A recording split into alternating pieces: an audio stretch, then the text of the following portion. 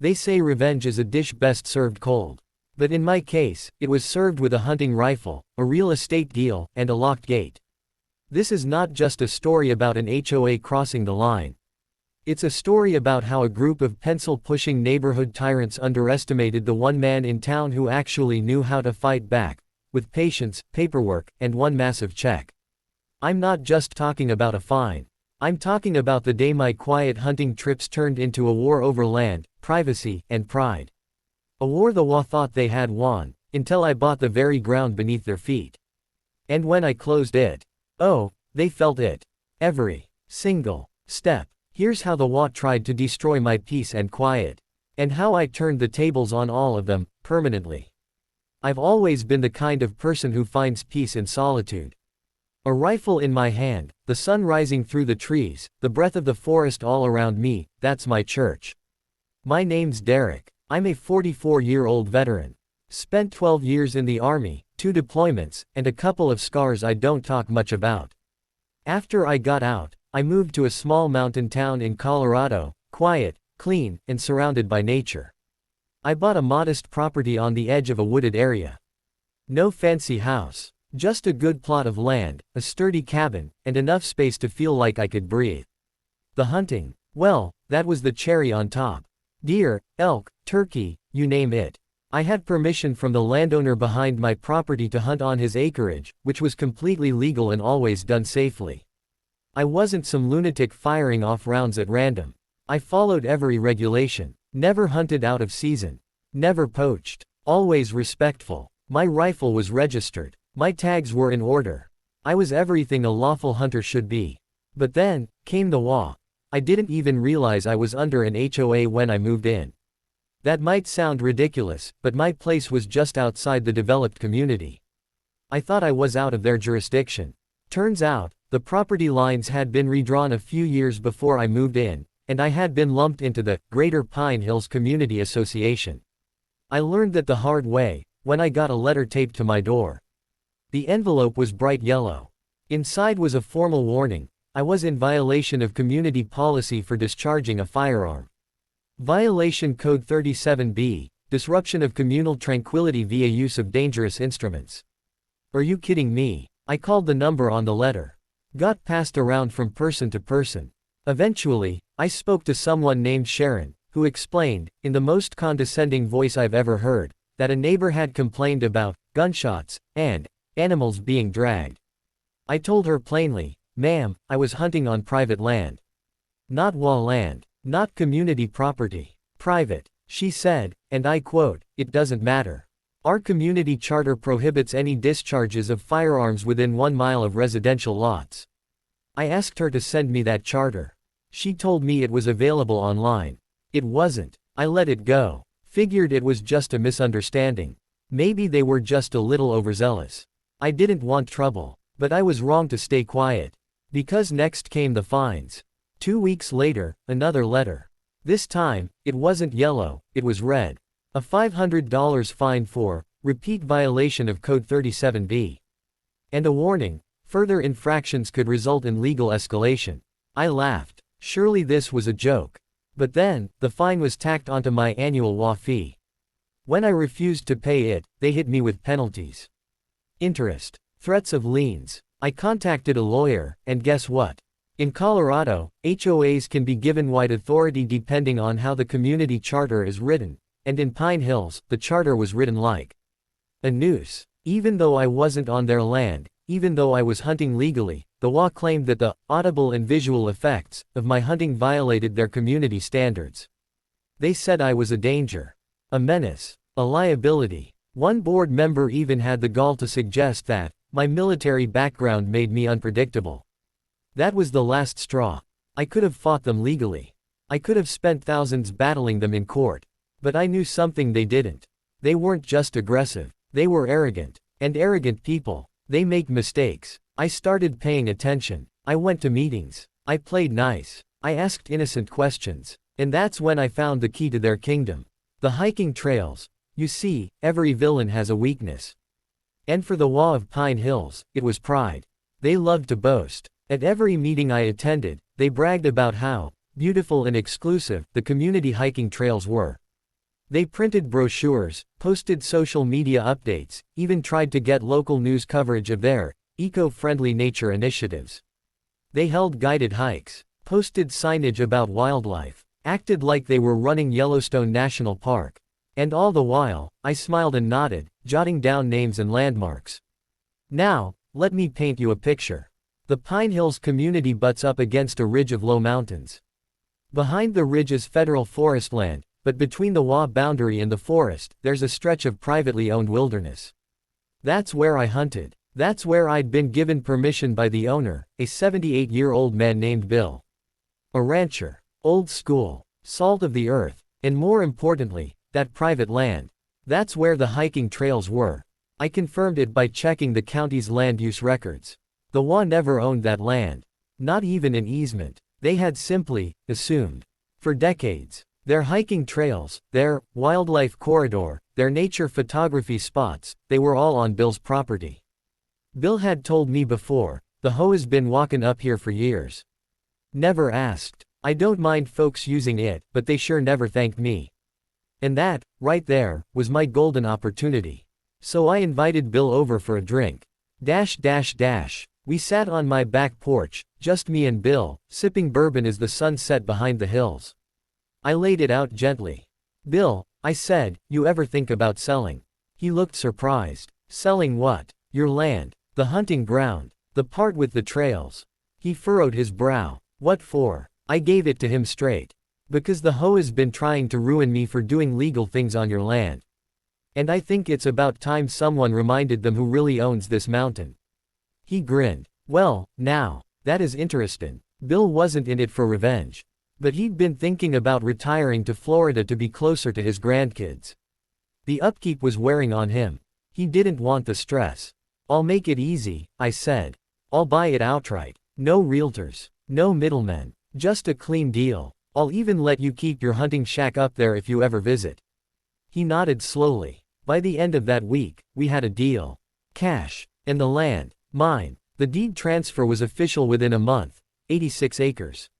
Forested, rugged, and most importantly, wrapped around the very land the HOA paraded around like it was theirs. I waited until I had the signed papers in hand before doing anything.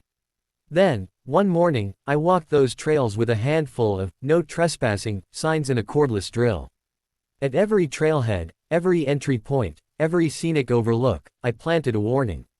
Private property. Trespassers will be prosecuted. This land is no longer open for public use.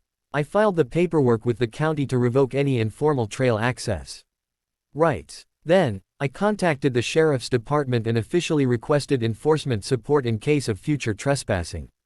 They said as long as the signs were up and the land was posted, they'd honor the request. And with that, I locked the gate at the main access point. The HOA's beloved trail system. Closed. Permanently. What happened next? Oh, it was glorious. The next weekend was a community nature walk event hosted by the HOA president herself, Sharon, the same woman who called me unstable. I watched from my porch with binoculars as 30 residents gathered at the trailhead with yoga mats, water bottles, and hiking poles. Then they saw the signs. Confusion, murmurs, panic. A few people tried to open the gate, but it was locked tight. One guy hopped the fence, only to be stopped halfway by the sheriff's deputy I'd preemptively called to be on standby. He was escorted off with a citation. Then came the phone calls, emails, letters, HOA board members practically tripping over themselves trying to reach a solution. They wanted to negotiate. They wanted to restore community access. They wanted to mend the relationship between neighbors. Now they cared about unity. But when I asked about my hunting fine, they said that was not relevant anymore. So I smiled and said, neither are your hiking trails. Their desperation grew. They offered to lease the land from me. I said no. They offered to purchase a right-of-way easement. Still no. One member even offered to drop all the fines and write me a public apology, in exchange for just one trail remaining open. I laughed. You fined me for using private land. Now you can walk on sidewalks like the rest of the world. It was poetic. And the best part, it was all perfectly legal. They tried to paint me as a villain, but in the end, I was just a landowner protecting my property. The same way they used their rules to bully me. I used ownership and silence to dismantle their pride. The HOA, once so smug and self-important, was now fractured. Bitter. Powerless. And that was just the beginning. When I say I bought the land out from under them, I don't just mean I wrote a check and called it a day. This was a surgical strike. Because I knew that once I made my move, the HOA wouldn't go down quietly.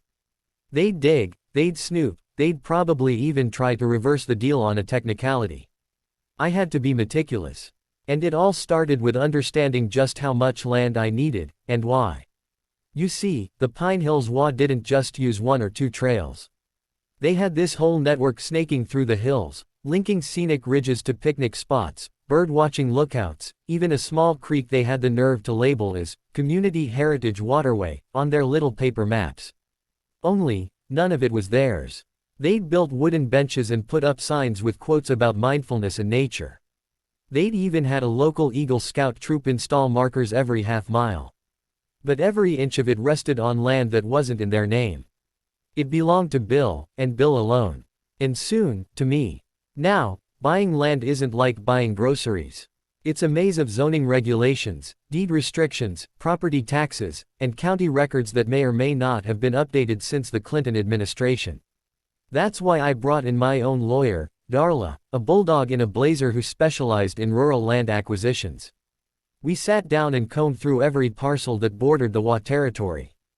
Bill owned the lion's share, but there were 3 other adjoining parcels I needed to consider. 2 were owned by absentee landlords who'd inherited the land from their parents and didn't live anywhere near the state.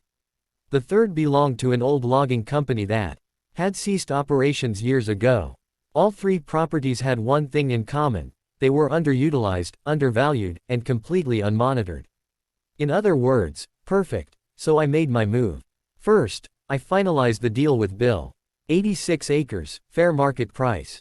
He even threw in his old shed and an ATV that hadn't run in a decade. Next, I reached out, quietly, to the other owners. No big law firms. No real estate agencies. Just simple letters expressing interest in acquiring remote rural parcels for conservation and land stewardship. No mention of the HOA. No hint of revenge. Within 60 days, I had verbal interest from all of them. A month later, the paperwork was signed, and I had title to 141 acres of uninterrupted forest. And every square inch of it was now off limits to the Pine Hills HOA. To cover my bases, I registered the land under a holding company, Trail End, LLC. The name made me smile. I didn't want them to know it was me, at least, not right away. I wanted them to feel it first. To try and use the trails like nothing had changed, only to discover the locks, the legal notices, and eventually the lawsuit threats that would follow if they crossed the line. When the news finally broke at the HOA's quarterly meeting, it was chaos. A former board member, Janice, a retired school principal who now spent her days on Nextdoor, stormed out and posted a 3-paragraph screed about losing access to God's nature because of some corporate land grabber. Another board member accused Bill of betrayal, to which Bill reportedly replied, "Y'all should have asked permission before treating my land like a city park." They couldn't believe it. For decades, they thought they had implied control. But implied control isn't ownership. And ignorance isn't a defense in land law. They begged Trail End LLC, me, for a meeting. I declined. They offered money. I raised the price by 300%. They tried to use county influence. The county informed them, in no uncertain terms, that the land was no longer zoned for public recreational access. They were cooked. And as for the trails, every bench, every marker, every rustic signpost, I had my crew remove them. Some were repurposed as firewood. The land was going back to the wild, and taking their pride with it. You might wonder, why go through all this trouble? Why not just sue them? Take the fine to court and be done with it. Because this wasn't just about money. This was about respect. They tried to frame me as a threat. Paint me as some gun-crazed loner. They dragged my name through neighborhood forums. They harassed a veteran who had done nothing wrong, nothing illegal, just because I didn't fit into their tidy little world of garden parties and approved color palettes. So I fought back the only way I knew how. Quietly, legally, and thoroughly. I didn't raise my voice. I raised property values, on my side. And now, Every trail they used to take for granted was behind a gate I owned. That is how you buy silence. That is how you buy revenge. With a deed. And a lock.